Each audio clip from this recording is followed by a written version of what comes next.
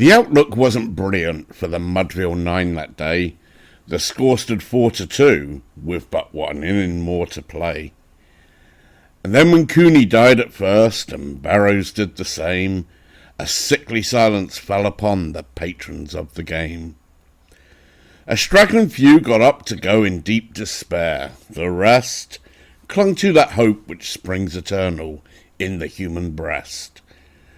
They thought if only Casey could but get a whack at that, we'd put up even money now, with Casey at the bat. But Flynn preceded Casey, as did also Jimmy Blake, and the former was a Lulu, and the latter was a cake. So upon the stricken multitude grim melancholy sat, for there seemed but little chance of Casey's getting to the bat. But Flynn let drive a single, to the wonderment of all, and Blake, the much despised, tore the cover off the ball. And when the dust had lifted, and men saw what had occurred, there was Jimmy safe at second, and Flynn a hugging third. Then from 5,000 throats and more there rose a lusty yell. It rumbled through the valley, it rattled in the dell. It knocked upon the mountains and recoiled upon the flat, for Casey, mighty Casey, was advancing to the bat. There was ease in Casey's manner as he stepped into his place. There was pride in Casey's bearing and a smile on Casey's face. And when, responding to the cheers, he lightly doffed his hat, no stranger in the crowd could doubt 'twas Casey at the bat. 10,000 eyes were on him as he rubbed his hands with dirt. 5,000 tongues applauded when he wiped them on his shirt. Then while the writhing pitcher ground the ball into his hip, defiance gleamed in Casey's eye, a sneer curled Casey's lip. And now the leather-covered spear came hurtling through the air, and Casey stood a-watching it in haughty grandeur there.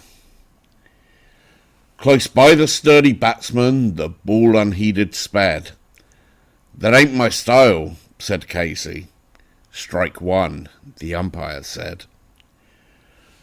From the benches black with people there went up a muffled roar, like the beating of the storm waves on a stern and distant shore. "Kill him! Kill the umpire!" shouted someone on the stand, and it's likely they'd have killed him had not Casey raised his hand. With a smile of Christian charity, great Casey's vision shone. He stilled the rising tumult, he bade the game go on. He signalled to the pitcher, and once more the spheroid flew, but Casey still ignored it, and the umpire said, "Strike two." "Fraud!" cried the maddened thousands, and echo answered fraud. But one scornful look from Casey, and the audience was awed.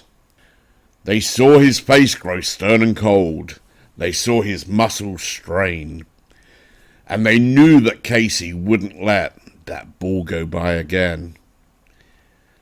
The sneer is gone from Casey's lip, his teeth are clenched in hate. He pounds with cruel violence his bat upon the plate. And now the pitcher holds the ball, and now he lets it go, and now the air is shattered by the force of Casey's blow.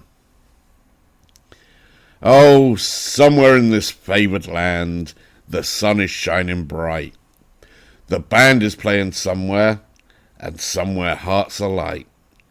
And somewhere men are laughing, and somewhere children shout. But there is no joy in Mudville. Mighty Casey has struck out.